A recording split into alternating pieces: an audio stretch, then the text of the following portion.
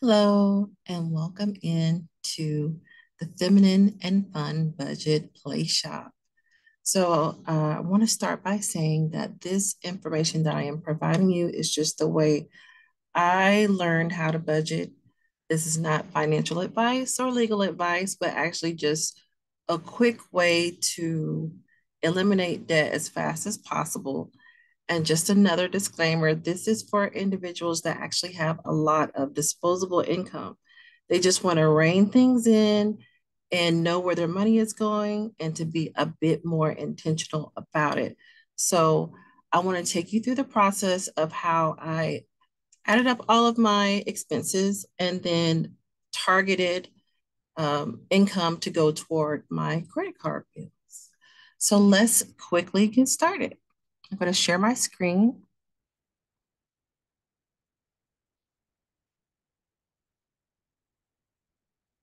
share, and we'll get right into my budget here. I'm going to explain it, and then there will be a few columns that I'll hide that are not pertinent for this particular moment. But what you'll notice here is that the first column, I have the bill due date, which is, of course, important. You want to know when your bills are due. The payment amount and the actual company that you're paying things for. In this column, maybe I should give it a title, bill. And this is the actual payment amount that is required for each of the bills in the payment column. Then in the balance column, what you'll notice is that there are two credit cards listed here. So this shows that entire balance remaining on the credit cards. For the Lowe's credit card, there's just one line. The minimum payment here, $100. I owe this. I made up a few numbers, but I owe 1,200. And then for the American Express credit card, I want you to know how I broke this down. Mind you, this is just a general budget of all my expenses. I actually don't have a lot of credit card debt anymore, but I did want to show two credit cards and how you get to pay those down, and then we'll work from there. But so what you'll see here right under American Express credit is that I listed some things that are recurring charges for me. Amazon for supplies within the house or, personal supplies. I have DoorDash since I do order from there quite often. Instacart, since that's generally where I get my groceries 99% of the time. Gasoline, which is one of those recurring expenses in Target. I don't go to a lot of different stores, so that's actually generally true of how I use my American Express card. And what you'll also notice is that right here, right next to it, is still in our payment column because I wanted to capture just about how much I spend every month on that card, as well as the minimum payment for that card. So they're both adding up, which will end up being our how much we pay per month on that particular bill. Now, you may have a lot more lines than I do here, and you could do it on a separate spreadsheet, of course, which I have done, but I've managed to reduce a lot of my recurring transactions either because I no longer use the service or like gym memberships. I'm not doing that right now, especially, since the state of the world, I usually go to the park. I wanted to eliminate those things that just add up over time, like, Kindle Unlimited or Audible. You can use free service to get audiobooks. Um, just those little one-off things, maybe for app services or whatever you have. You want to just add all of that up together. And the reason why we're doing that is because we're tackling the debt, right? And we don't want that credit card to the credit card balance to get higher than it needs to while we're trying to pay off debt. And one caveat there that I do want to say is that you want to get away from using credit cards because for me, I'll just say, is that I have a better idea of what I have to spend every month when I use cash and I know what's left with cash. So that's why it was after a point in time, I got down to two credit cards, a Lowe's one and an American Express one, but we'll get to that, to the meat of that a little bit later. But I did want to mention, if possible, if you could get away from it, it will help you because then you're no longer paying interest on things that you purchase, as well as your balance is going to go down quicker if you stop using it. And you actually, since this is a class for, or Playshop, I should say, for individuals that have disposable income, we really don't need to pay for interest, right? That means we have the money, we just are rearranging how we spend it and utilize it, right? So that's an unnecessary expense that we can eliminate. So let's get back to the spreadsheet and look at column E. What I've put here is the website. I'm going to spare you and not put all the websites for all of my bills, but this putting it all in one place will make it easier for you when it's time to pay bills. You'll know your website, how to get to it, and you can get to your account really quickly. So I've also added next to it the user ID and the password. Sometimes you might need the account number, or there may be some comments that you might want to remind yourself of. So I just put a comment column there for your convenience. I only have a couple of things that I would use a comment for. For example, one of the bills has an account number and it has a meter number. So just in the comments, I put in the meter number in the event that I need it. But for the most part, because I have memorized the user IDs and passwords, I've hidden these columns. So that's what I'm going to go ahead and do here for you. But I did want to explain why they're there. So let me just hide these really quickly. I'm using Google Sheets for the sake of simplicity. The hide, let's see, where's your hide? Oh, here it is, hide here. So that was under, I believe that was format, wasn't it? No, that was view. No, was it? I'm sorry, I didn't even pay attention. Let's try that again. Let's see if I right clicked on it. That's why. Okay. So I just hit shift. I selected the columns that I wanted to hide, all four of them from the beginning to end. And then I right clicked and I hit hide. Okay. So what I want to do is also explain to you the dates here. What I've done is I put every Friday for the month of, for the year of 2022 in these columns. The reason is because I have a couple of contracts, so I get paid weekly. And so if you look here at the bottom of all the bills, the subtotal of the bills, and then down to the paycheck total, I put $10,000. I put that for the sake of simplicity. We can round out all the numbers. That's just why I put it there. But in reality, I'll put the actuals. You'll see here in that particular cell, I added 5,000 plus 5,000. So each check every week, I've got 5,000, $10,000. Actually, I'm sorry, let me correct that. I have 5,000 every other week, and the other one is 5,000 every week. Okay. So let's make it easy. And notice here, the next cell here is the remainder. So we've got the subtotal of our bills above, and then we have our paycheck total weekly. And then we have our remainder of that paycheck at the bottom, $5,700. Again, you'll have a lot more lines, but once you get the hang of it, the lines will become less and less. So no worries there. So let's go all the way back up to the top.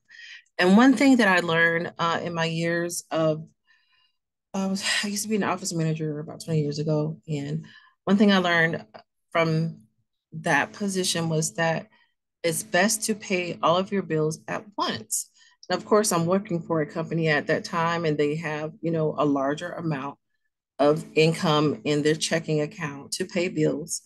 But since we're all in a situation now of having a bit extra, we're not in a place of lack. We're not scrambling for food or anything like that. This is truly for a person who has a lot extra and we're just trying to rein it in. So I want to be clear about that so that a person who really needs a little bit more assistance isn't particularly going by this way of coming up with a feminine and free budget.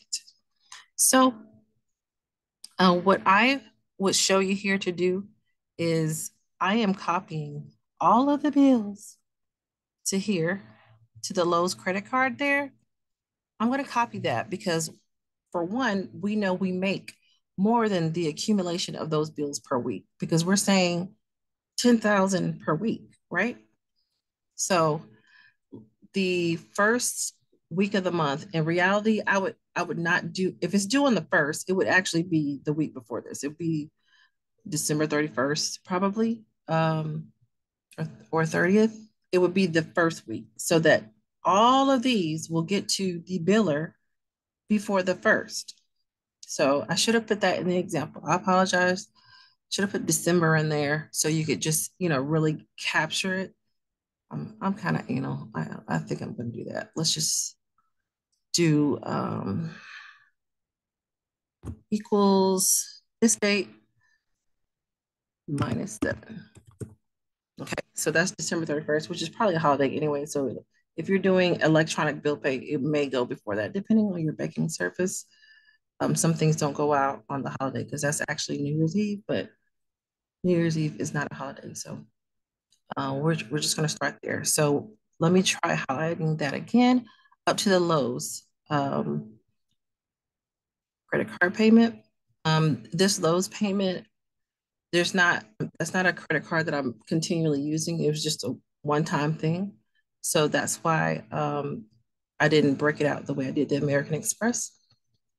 So I would copy this and I would say, by this date, being December the 31st, I need to pay that bill. All of these bills, okay? And so let me just pull over the formula we have here so you can see it. So far from rent all the way through our Lowe's credit card, our bills only amount to $3,700. And so the next thing is the American Express bill. So you'll notice here, the minimum payment is $100. And the reoccurring things that we have going on are more than that. So let's just say 1, 2, 3, 4, 5, 6 things at $100. Of course, we're rounding off to make it easier. So that would, for me, I would make that a minimum payment of $600.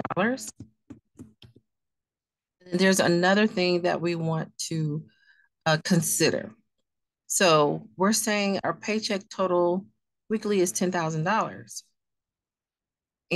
but we have credit cards.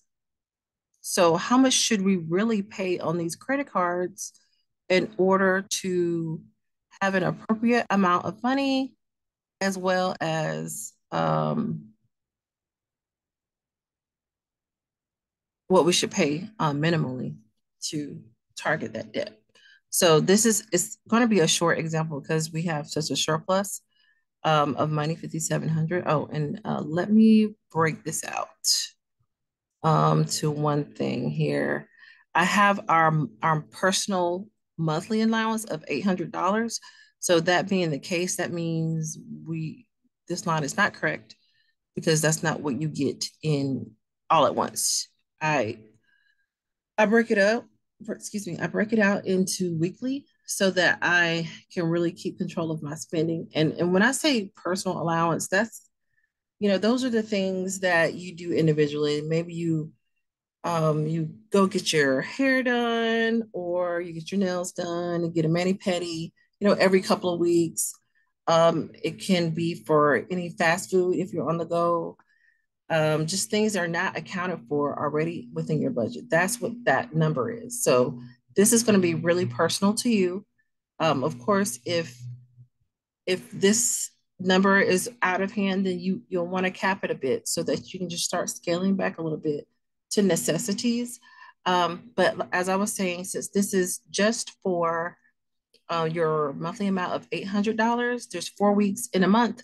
So we're going to change this to $200. And then notice here, I'm going to move that over. We're just going to do, let's go through March. Because every month there is usually just 4 weeks in a month. And then twice a year, there are 5 weeks in a month. But so far here, 1, 2, 3, 4, 1, 2, 3, 4, 1, 2, 3, 4. Okay, so we're just putting $200 there. With the exception of the 2 months out of the year that have 5 weeks or 5 Fridays, excuse me.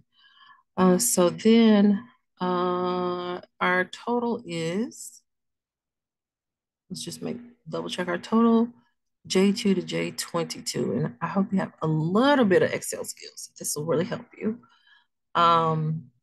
You'll see, yep, our total is about 3,700.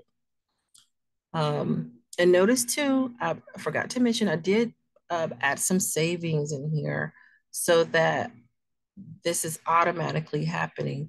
And what I want to say about your savings is that with your paycheck, and mind you, the paycheck total is after taxes, 401k, health insurance, all those things that have already come out is just what's left in your on your check. So for me, with my payroll service, I'm able to put money directly into my savings account so that I don't have to do anything manually to save money. The other thing is that I don't have that account with my normal checking account because I don't want to be tempted to see the money grow and want to use it. So that's something that I needed to do for myself because in the past I would have used it. I wanted to have a little more discipline and saving outside of 401k.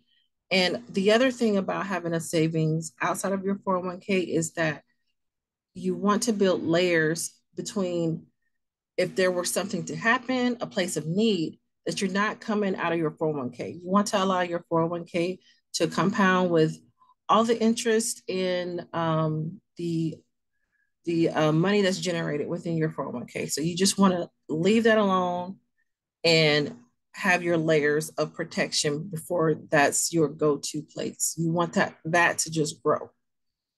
So in your savings, notice I put general and home maintenance. So general is just for what you can have as many savings accounts as you want. But I wanted to call out home maintenance because sometimes those can be surprises that you don't appreciate and you end up using a credit card and it's more than you thought you had to spend. And then now you got another credit card to pay off, or you're using a high interest credit card or whatever. So it's good to have that money in place. If there's water damage from the roof, you need a new roof, you call the insurance company, but you need a deductible. You have cash right there and ready for you. And you're not looking at it every day because it's not connected to your main checking account, but it is accessible to you in the event that you need it. Then again, you may have savings for, you want to go on vacation every few months, or you have some holiday plans, or you want to go visit grandma, whatever the thing. You have that money storing away so that you do not have to, you don't have to use your credit card to afford those expenses. And if you do use your credit card, you have the cash to immediately pay the credit card off. That's the discipline there. So if that is a hard thing to do, I would not encourage you to use your credit card, but a lot of times hotels require you to use your credit card, or they'll allow you to use your debit card, but you got to have a deposit. Either way, you'll have the income to do it. It's nothing stressful, and you don't have to pay any extra interest. You don't have to worry about paying the bill late, etc. It's just, don't even worry about it. Allow it to stack on its own. And then you can have milestones that, once I get to a certain number, I'm allowed to spend X amount on this thing. But that's another story. So I just wanted to call out here that in this strategy, we're automatically building in savings and we're automatically going to cut down our debt really quickly. So the other thing I wanted to show you before we proceed with the budget is that since we know all of our bills are due on the first, we can copy and put it the week before the first, the Friday before the first, the Friday before the first. And let me tell you, oops, did I do it in the right place? Oh, okay, yeah. Here, when you have 5 weeks, my suggestion, oh, here it is it 1, 2, 3, 4, 5? When you have 5 weeks, stay on the succession that you already are on because you could accidentally get out of the alignment that you've already created with your budget. So we're doing every 4 weeks. You see here in April, there are 5 Fridays. Guess what? We're still going to do it on the fourth Friday. It doesn't matter that we got an extra paycheck. It doesn't matter. We're going to keep going. Okay. So now you'll notice that we're getting up like a little earlier in the month. And this works well for you for another reason. Sometimes we are not as flush as we've always been. You never know what can happen, but this is a safe way for you to get ahead. You're not living paycheck to paycheck. You've got your extra money building up, right? But now you're everything that's due, you're paying even earlier. We're not We don't need to hold on to the money. We just want to pay it. It's no big deal. You can go out of town and do whatever you need to do and come back and not worry that your bills have not been paid. They're paid. Everything is done. It's automatic. So this is the part where we're feeling free because we have a system, we have a strategy. It's fun because you'll know how much you can spend per week. You know if you go out of town, you don't have to worry about it. It's not a thought. You're already provided and taken care of in the event that something does happen, and you're provided and taken care of in the event you want to do something outside of your budget that's fun. And it's okay because you've saved up the money to do so, and it's having an opportunity to stack up. So that's something I really wanted to say in reference to having 5 weeks in the month. I used to, back in the day, let me just tell you a quick story. I used to think, oh, I got extra money, but I was living paycheck to paycheck, didn't have as much as I make at this point. And then when it was time to pay bills, because I got an extra, I'm thinking an extra paycheck, in a different, excuse me, in a month that had 5 weeks, then I'm actually late by the time I get another check because I spent that check, the money from the previous check, which really would have been the natural succession of what I should have paid that bill. So that's something to think about. It just saved me, along the years to no longer think of it as an extra check, but to just stay in rhythm with how I'm paying, don't deviate.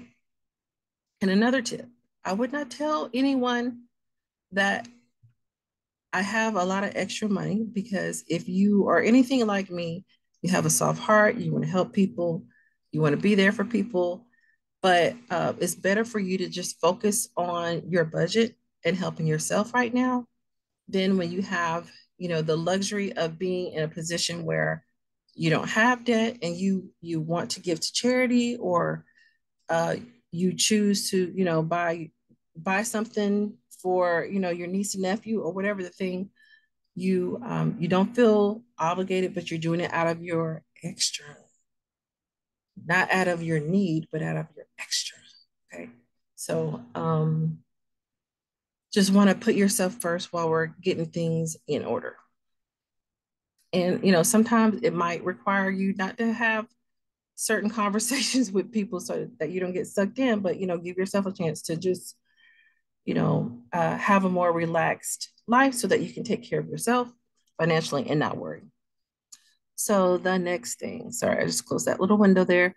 Um, the American Express bill. So what I wanted to mention again about the American Express bill is that At this point, if we only pay the minimum payment and actually, you know what? I'm sorry. This is something I forgot to say. So when I'm planning to, if I've gotten to the point where, I've got more than one credit card, I'm like, okay, this is not going to work. I want to pay off the smallest bill first. The reason, and some people pay the biggest bill first. If you pay the biggest bill first, you'll end up paying less interest. But if you pay the smallest bill first, which is my personal preference, I know I may end up paying a little bit more interest, but I have a sense of immediate gratification because I paid off a bill. And then I can just put everything toward the next bill, right? So in this case, notice here, December 31st week, we're saying that we have, we didn't scoot over here we go. We didn't scoot over the remaining balance here. And this is, again, this is your total balance. So this really, don't worry about that column. We're saying all of our bills came up to 3,700 and our remainder is $6,300. So this is how I would do this. This bill is $1,200, which is less than 6,300. So I would automatically pay $1,200 on this week. Okay. Mind you, you may have more than two credit cards to do this with, or your numbers will fluctuate a little bit, more or less per week what you have, depending on your frequency of pay. But I would automatically pay this off. I'm not going to pay the minimum payment because every time you pay the minimum payment, you're paying interest. And it's not necessary to pay interest if you have the income to do so. So for me, I'm going to pay my smallest balance 100% off. And here's another tip regarding paying your bill all the way off. The next month, you'll still get a bill, and your bill will be the interest if you pay it in full. So, say in December, you paid it in full. In January, when you get your Lowe's bill, it will be of interest charges.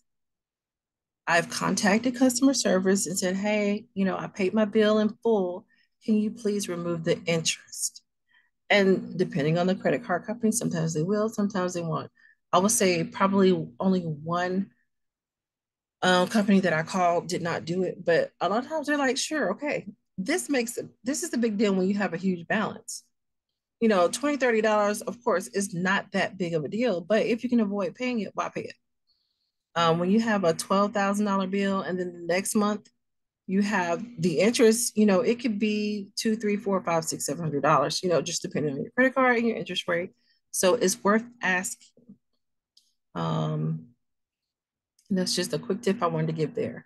So on December the 31st, we're saying that we have a remainder of $6,300. So we can easily pay the $1,200 that's due. Another thing that I've done is calculate what I thought the interest would be. But that was before I used to call customer service and just say, can you remove the interest? I paid it in full. So anyway, that's just something I thought of there. So rather than paying $100 on December 31st, let's say we're going to pay $1,200. So another thing I would like to mention about our bills before we proceed to the American Express bill is that all of this here, with the exception of my personal allowance and the savings, all of this is household bills. They're coming out of one account. It's coming out in cash. I am sending an electronic bill pay check to the company automatically every 4 weeks of what these amounts are. Generally, my mortgage is not going to change. So I can send it every 4 weeks and they're going to get it before the first and everything is fine. And in reality, I know we did it on December 31st, but in reality, at this point, they get a check 2 to 3 weeks in advance. Okay. And it feels good because you're relaxed. You're not worried about where your money's going. You've already predetermined. You're very intent on where the money is going. And then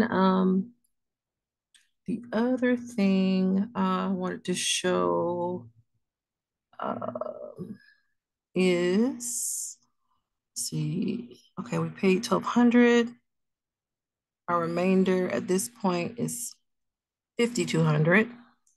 So that means we can pay the a little more on our American Express. Well, it's not quite 12,000. We don't have 12,000, but we've got $5,200. Well, we don't want to have $0 left in our credit card, right? Excuse me, in our checking account. So I would say, okay, well, I think it's good that I don't live beyond my means, but I do want to pay extra. I'm using about 500 or so dollars on this credit card. I want to get ahead of it. I've got 5,200 to play with. Let me just do 4,000. Let's just say 4,000.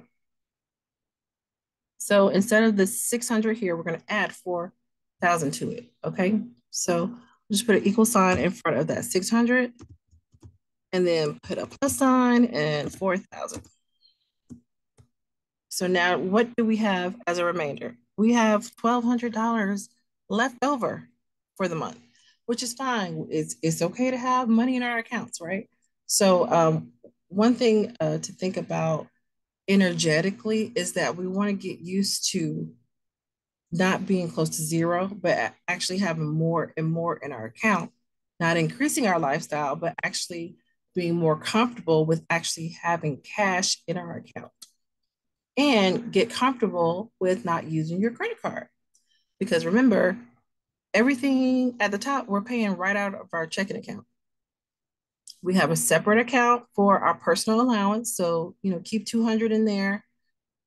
Maybe your direct deposit, if possible, have 200 or whatever your amount is with your frequency of pay, have that in there plus some. And the same goes for your savings. You don't really need it until you need it. So it stacks up. It stacks up. It just stacks up until something, happens and then you're fine. This is not for other people's emergencies. This is for you. This is for your home, your car, um, etc. And with your transaction lines here, you'll want to include an allowance for kids. They have things pop up at school. Generally in a month you might need $100 or whatever it is you need to pay for their school lunch. They need shoes every 3 months, whatever. Make sure you break it out to how you truly spend your money so that once you go through this for a year or actually really a couple of months, you'll see where you have the patterns of where you spend most of your income. You might have Macy's that's the only place you shop for your kids. So every 3 months, you got $300 and just put it in there so you know what you have.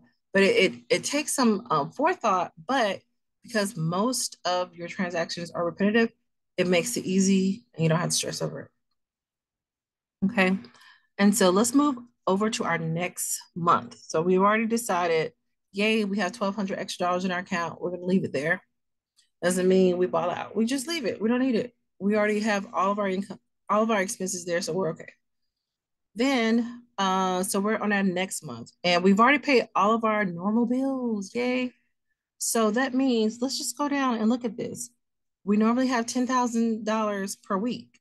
So now we have $9,800 if we're not including our personal allowance. And of course, your allowance may be higher than this, but we want to keep the numbers round and easy. So it's no big deal. So now we have another credit card that we want to pay. Excuse me, the remainder of our credit card that we want to pay. And it's only been a week since our last payment, but guess what? Who cares? We want to hurry up and pay it off, right? So at this point, we're not going to add any more interest to this, what we have here, but we have 4,600 that we paid last week. So this week we pay, oh, I didn't, is it another 46? Let me just get my calculator because I don't want to make up numbers. We said our original balance was 12,000 and then we paid 4,600. That's 7,400. Well, let's see if we can easily pay that. Let's just put the number in and see what happens, right? You probably can do math faster than me. But here we go. Look, we still have extra money in our account if we pay it off. It's paid off. We have $2,400. We did it in a couple weeks because we were very specific with our pay. Now, of course, you may have 10 credit cards. Look, I was there. I had Old Navy, I had um, American Express, I had Amazon, you know, I can keep going. But it's the point is to repeat the pattern. Take your smallest balance, pay more than the minimum, because we got our minimum here, we know what it is, and we know what our total balance is. And because we were intentional in our payments, we paid it all off. You could have in your list, you could have student loans, you could have tax bills, etc. Whichever one is the smallest, get rid of it first. That's just for me. I had immediate gratification, and I could, like I said, I do have two contracts, so this is just a general amount, but because I have that extra income coming in, I can focus a large chunk of that money on it. Like this week, December 31st, we paid 1,200 plus 4,600. Oh, is that right? Yeah. Okay, sorry. So we paid 46 plus 12, so 46, 5,800. We paid $5,800 on debt in that week. We paid $7,400 in debt in that week. It doesn't matter if it's 480 or 740. We paid it. We zeroed in on those debts, biggest, or excuse me, smallest to biggest, and knock it out. Knock it out. Always leave some remainder in your account. You are addressing your savings so that you're okay. It doesn't mess up your budget, and just keep following this feminine and free budget play shop strategy, and you'll be debt free in no time. So if you have any questions about the spreadsheet, or if you want a little bit more one-on-one, just let me know, and then I'll answer questions or do a follow-up video that'll be helpful to you in realizing your dreams and having a feminine and free, easy, and fun budget.